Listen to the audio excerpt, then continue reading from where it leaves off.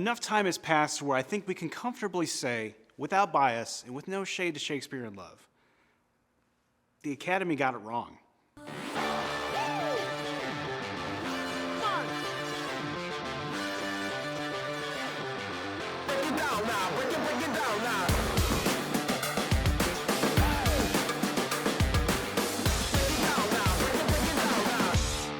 Welcome to Real Wonders, a show where we look at some of my favorite films with all kinds of movie magic and nostalgia.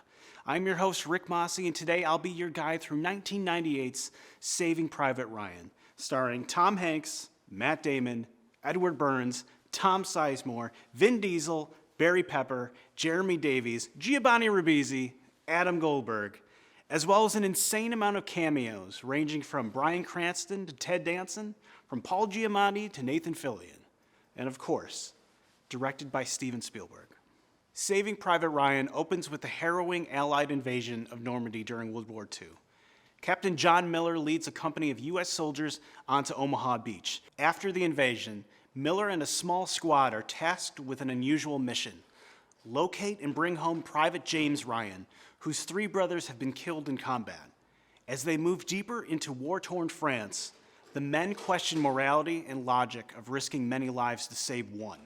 Along the way, they encounter a psychological and physical toll of combat, culminating in a final stand to defend a strategic bridge. I hold a very special place in my heart for this movie, and like many of my generation, we had grandparents or possibly family members who experienced what real hell on earth could be. There is a reason the folks of this era were called the greatest generation, and this film is a very clear homage to them. There was a period in the mid to late 90s when World War II re-entered the zeitgeist and was the focus of a lot of pop culture events. This could largely be attributed to the 50-year anniversary of major World War II moments, but there was also a growing awareness that first-hand witnesses wouldn't be around much longer. So there was kind of a cultural urgency to tell these stories now. Let's start by talking about the massive achievement in filmmaking that was the beach sequence. The technical execution of the Omaha Beach assault is considered revolutionary in modern filmmaking. Director Steven Spielberg and cinematographer Janusz Kaminski used handheld cameras, a reduced shutter angle, and desaturated film processing to create a harsh, jittery visual style that mimicked wartime newsreels and heightened the sense of chaos. The production crew even included a shaker camera rig by attaching a power drill to the side of the camera. This rig created a warlike vibration effect. The scene also relied heavily on practical effects, including squibs, prosthetics, and controlled explosions placed directly in the sand to simulate artillery and gunfire with visceral realism. Sound design also played a major role, alternating between deafening battlefield noise and moments of muffled underwater audio or ringing silence to simulate shock and disorientation. Combined with rapid editing and the deliberate absence of music, these techniques immerse viewers directly in the confusion and brutality of combat. The scene was so intense and realistic that it triggered PTSD in many World War II veterans, prompting them to leave theaters. It holds nothing back. The violence, the brutality, the despair. Spielberg famously put his foot down when the studio requested that he soften this sequence. I agree with Spielberg's decision to show it all. Show everything that would potentially make you uncomfortable. The wailing, the suffering, the chaos. We need this scene to be uncomfortable. But why? Rod Serling, creator of The Twilight Zone, once said, "All the Dachau's must remain standing. The Dachau's, the Belsons, the Buchenwalds, the Auschwitzes, all of them. They must remain standing because they are a monument to a moment in time when some men decided to turn the earth into a graveyard. Into it they shoveled all of their reason, their logic, their knowledge, but worst of all, their conscience. And the moment we forget this, the moment we cease to be haunted by its remembrance, then we become the gravediggers." Now, on to our mission. Private James Francis Ryan, Iowa. All this for one man is a sentiment we hear a few times in the film from our core group. To them, Ryan is just an abstraction, one life held in higher regard. Why this guy is the general feeling. Why am I the expendable one? The mission forces the soldiers to confront an uncomfortable scenario. The value of a single life weighed against the risk to several others who are already physically and emotionally drained. In war, fairness is replaced by orders that don't always make emotional sense to the men carrying them out. You see, when When you end up killing one of your men, you see, you tell yourself it happened so you could save the lives of 2 or 3 or 10 others, you know. Maybe 100 others.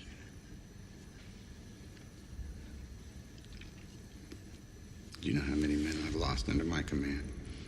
How many? 94. But that means I've saved the lives of 10 times that many, doesn't it? Maybe even 20, right? 20 times as many.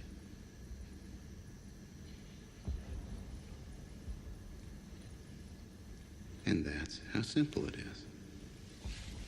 That's how you rationalize making the choice between the mission and the men. Except this time the mission is man. This Ryan better be worth it. He'd better go home, cure some disease, or invent a longer-lasting light bulb or something. The truth is, I wouldn't trade 10 Ryans for 1 Vecchio or 1 Caparzo. Amen. Caparzo's death highlights this dilemma in a painful way. When Private Caparzo was killed by a sniper while trying to save a frightened girl, the mission becomes personal. One of their own is gone.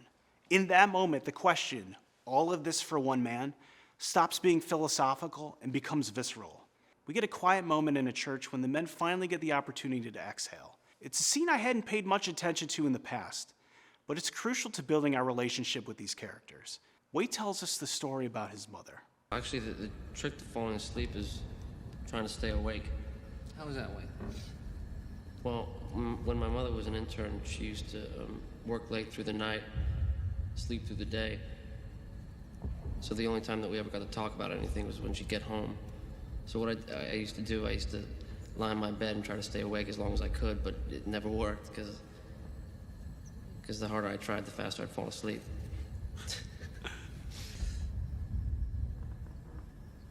Funny thing is, sometimes she'd come home early, and I'd pretend to be asleep. Who, your mom? Yeah. She'd stand in the doorway looking at me, and I'd just keep my eyes shut. And I knew she just wanted to find out about my day, that she came home early, just to talk to me. And I still wouldn't move. I'd still pretend to just be asleep.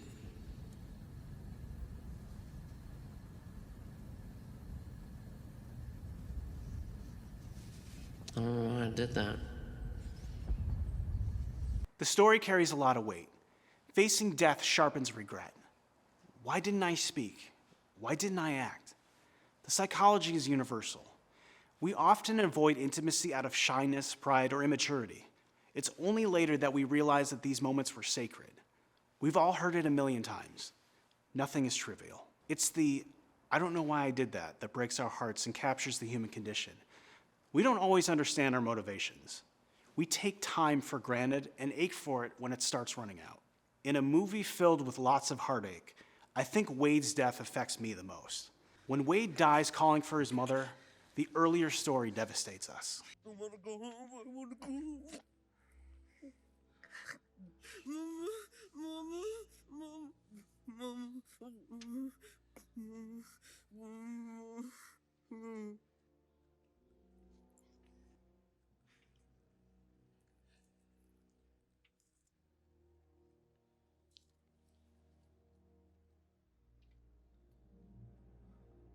Mortality makes philosophers of us all. What will we wish we had done differently if tomorrow never comes? When Miller finally meets Private Ryan, Ryan refuses to leave. He believes abandoning his post dishonors his new brothers in war. Matt Damon doesn't play him as naive, but as staunch. We now have conflicting definitions of duty. Is that what they're supposed to tell your mother? When they send her another folded American flag?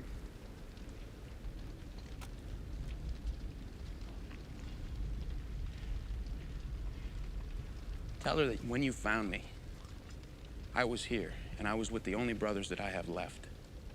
And there's no way I was going to desert them. I think she'll understand that. In a quiet moment, Ryan tells Miller a story about his brothers and a memory of them laughing together over a girl back home. The story is simple and awkward, but it accomplishes something crucial. It humanizes Ryan in a way the mission never has. Up until this point, he's been an idea. Ryan becomes a real person with memories, family, and a life that once existed back home. That was it. That was the last. Dan went off to basic the next day. That was the last night the four of us were together. That was 2 years ago.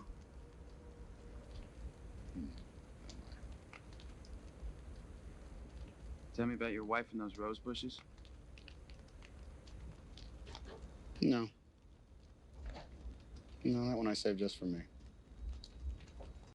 In the finale, we start to lose the core group that we've journeyed with. It's devastating to watch. We haven't spent much time talking about Corporal Upham at all here, but Upham. So frustrating.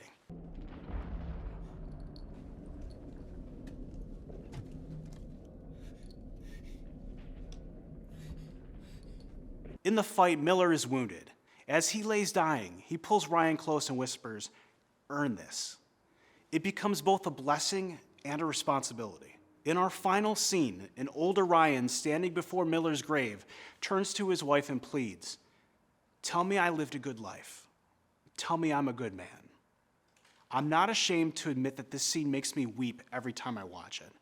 It's because we know the story. We understand the responsibility and the weight he carries. Was I worth it? Was I worth saving? The film honors the generation that endured World War II without romanticizing it. Spielberg does not frame them as mythical heroes, but as ordinary people asked to do impossible things. You can say that this movie is about legacy and responsibility.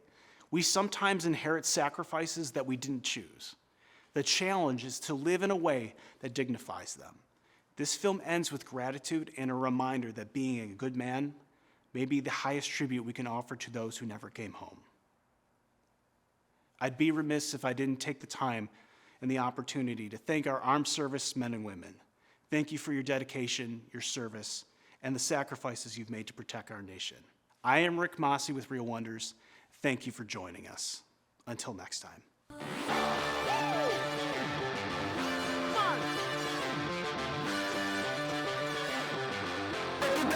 Break it down now.